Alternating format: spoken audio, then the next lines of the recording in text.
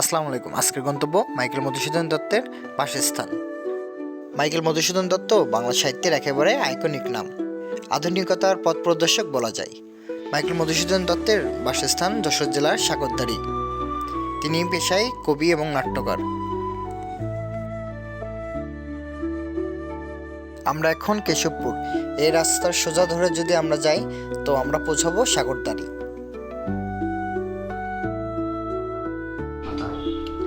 আমরা এখন আনোয়ার ভাইয়ের বোনের বাসায় খাওয়া দাওয়া করে আমরা মাইকেলের উদ্দেশ্যে রওনা দেব।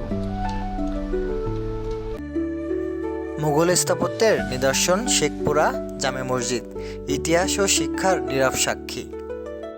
যশোরের কেশবপুর উপজেলার সাগরদাড়ি ইউনিয়নের শেখপুরা গ্রামে অবস্থিত। প্রায় 4 শতাব্দী আগে নির্মিত এই মসজিদ শুধু ধর্মীয় স্থান নয়, বরং এ অঞ্চলের শিক্ষা ও সংস্কৃতির ইতিহাসের সঙ্গেও গভীরভাবে জড়িয়ে আছে। স্থানীয়দের ভাষ্য অনুযায়ী গ্রামের নাম অনুসারেই মসজিদটির নামকরণ। শৈশবে এখানকার পাঠশালাতে বাংলা সাহিত্যের মহাকবি মাইকেল মধুসূদন দত্ত ফার্সি ও বাংলা প্রাথমিক শিক্ষা লাভ করেন। মসজিদের সঙ্গে যুক্ত এই পাঠশালা দীর্ঘদিন ধরে ইসলাম শিক্ষা, কোরআন পাঠ এবং ভাষা শিক্ষার কেন্দ্র হিসেবে পরিচিত।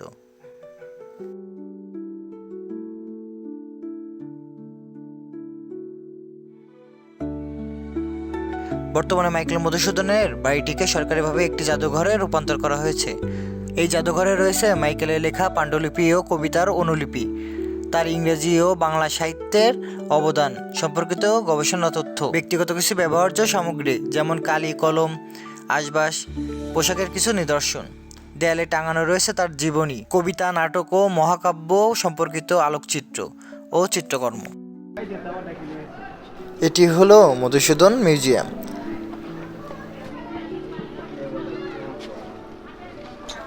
এই মিউজিয়ামের দায়িত্বে যিনি আছেন তিনি দুপুরের খাবার খাওয়ার জন্য বাসায় চলে যাচ্ছিলেন, তবে আমাদের পূর্ব পরিচিত হওয়ায় তাকে আমরা ডেকে নিয়ে পুনরায় মিউজিয়ামের তালা খোলার অনুরোধ করি।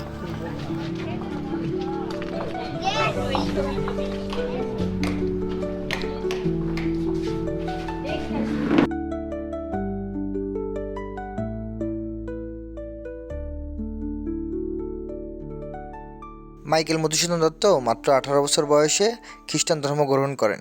খ্রিস্টান ধর্ম গ্রহণ করার ফলে তিনি পরিবার থেকে ও সমাজ থেকে বিচ্ছিন্ন হয়ে পড়েন, পৈতৃক সম্পত্তি থেকে বঞ্চিত হন এবং হিন্দু কলেজ থেকে তাকে বহিষ্কার করা হয়। মাইকেল উপাধি গ্রহণ করে তিনি নিজের নাম পরিবর্তন করেন, যা তার নতুন পরিচয়ের অংশ হয়ে ওঠে।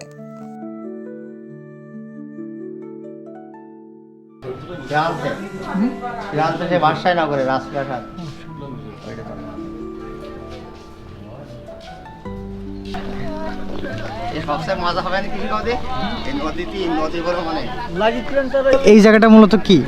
এই যে বিদায় ঘাটেই এখান থেকে চলে গেছিল একেবারে ভাটসাইতে, এখান থেকে উঠে এই নদী নৌকায় করে তখন অনেক বড় নদী ছিল, এখন তো বুঝে ভরাট হয়ে গেছে, তখন অনেক বড় ছিল, এখান থেকে শেষ বিদায় হয়ে চলে গেছিল এদেশ থেকে।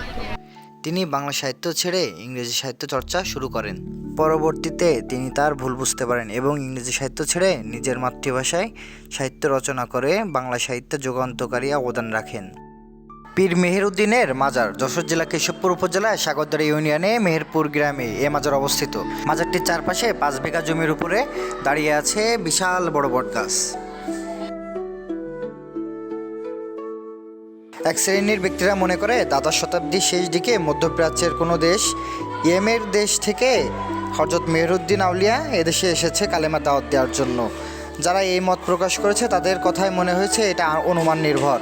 আর এক শ্রেণী মনে করে মেহেরউদ্দিন পীর খানজাহান আলী পীরের অনুসারী। সাগরদাড়ি থেকে প্রায় 16 কিলোমিটার পশ্চিমে মেহেরপুর গ্রামে কপোতাক্ষ নদের তীরে পীর হযরত মেহেরউদ্দিন রাদিয়াল্লাহু এর মাজার অবস্থিত।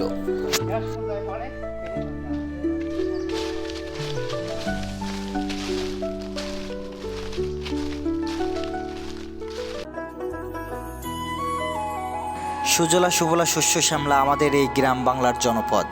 গ্রাম বাংলার নৈসর্গিক সৌন্দর্য আর কোথাও খুঁজে পাওয়া যায় না। গ্রাম বাংলার যেদিকে চোখ যায় সেদিকে মন হারিয়ে যায়। বৈচিত্র্যময় নৈসর্গিক সৌন্দর্যে ভরপুর এই বাংলার প্রতিটি গ্রাম। মির্জানগর নবাব বাড়ির হাম্মামখানা বাংলাদেশের যশোর জেলার কপোতাক্ষ নদীর দক্ষিণ তীরে মির্জানগর গ্রাম অবস্থিত। বাংলার সুবেদার শাহ সুজার শ্যালকপুত্র মির্জা সাফসি খান ১৬৪৯ খ্রিস্টাব্দে যশোরের ফৌজদার নিযুক্ত হন।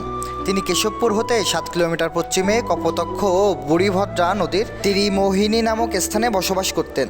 তার নাম অনুসারে এলাকাটির নাম হয় মির্জানগর। ত্রিমোহিনী কেশবপুর রাস্তার পাশে মির্জানগরের নবাব বাড়ি এখন ভগ্নস্তূপ বিশেষ। এই কিল্লা বাড়িটি ৮-১০ ফুট উঁচু প্রাচীর বেষ্টিত করে এটাকে মতিঝিল নামকরণ করেন। এর এক অংশে বতকখানা, হাম্মামখানা ও দুর্গের পূর্ব দিকে সদর তোরণ নির্মাণ করেছিলেন। কামান দ্বারা দুর্গটি সুরক্ষিত ছিল। মির্জানগরের কামানের একটি যশোরের মনিহার মোড়ে রক্ষিত আছে। হাম্মামখানা বাদে আজ আর কিছুই অক্ষত নেই। পূর্ব পশ্চিম লম্বা ৪ কক্ষ বিশিষ্ট এবং একটি কূপ সমেত হাম্মামখানাটি মোগল স্থাপত্য শৈলীর অনুকরণে নির্মিত হয়। জি স্যার, একটু অন্য খাই দেন।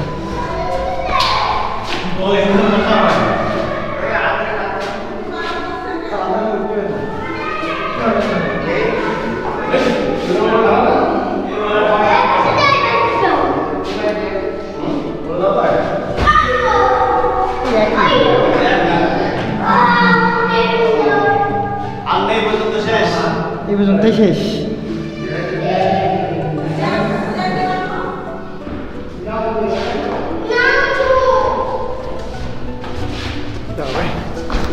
আসেন।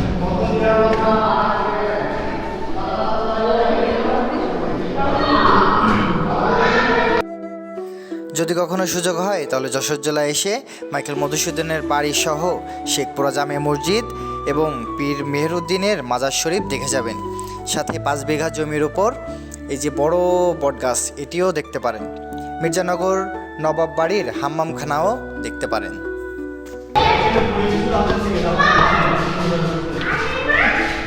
ওই